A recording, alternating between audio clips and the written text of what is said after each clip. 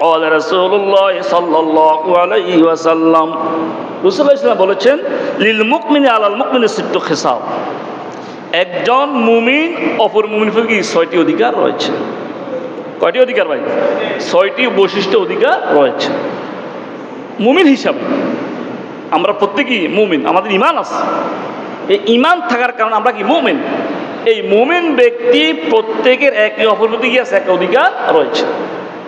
আপনার প্রতি আপনার অধিকার আছে, ওনার প্রতি ওনার অধিকার আপনার প্রতি আছে না? প্রত্যেকের প্রতি একটি অধিকার রয়েছে।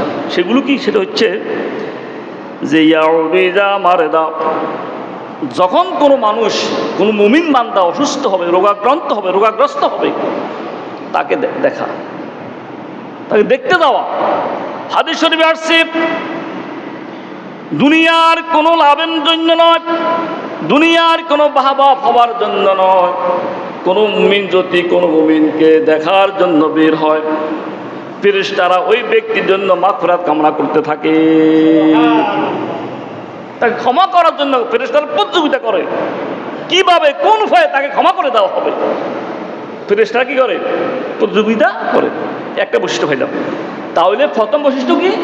যদি কোনো মুমিন ব্যক্তি অসুস্থ হয়, রোগাগ্রস্ত পড়ে, তার কি করা? তাকে দেখতে যাওয়া। দ্বিতীয়ত হচ্ছে ইজা মাতা ওয়াশহাদু ইজা মাতা, যখন কোনো মানুষ মৃত্যুবরণ করে তার জানাজাতে উপস্থিত হওয়া। আছে নেবে আমাদের সমাজে মানুষ মারা যায়, আমরা কি সকলে কি করা? তার জানাজাতে উপস্থিত হওয়া। এটা কি আমাদের অধিকার?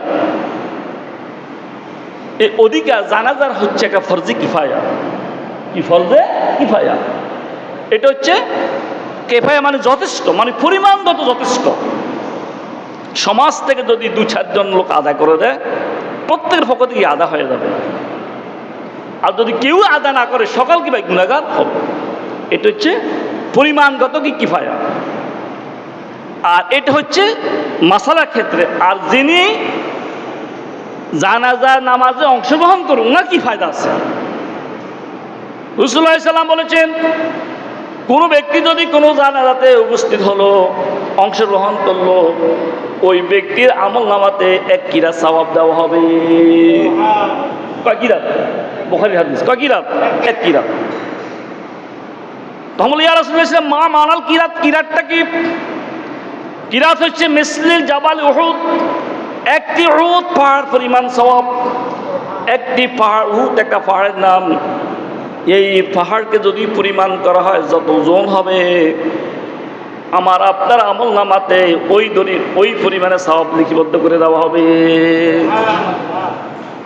আর যদি ওই ব্যক্তি যদি জানাজার নামাজের পাশাপাশি যদি ওই ব্যক্তির কবরস্থানে গেল, তার জন্য দোয়া করলো, তার জন্য মাগফিরাত কামনা করলো, আল্লাহ তাআলা ওই ব্যক্তির আমল নামাতে আরো 1টি কিরাত সওয়াব লিপিবদ্ধ করে দেওয়া হলো।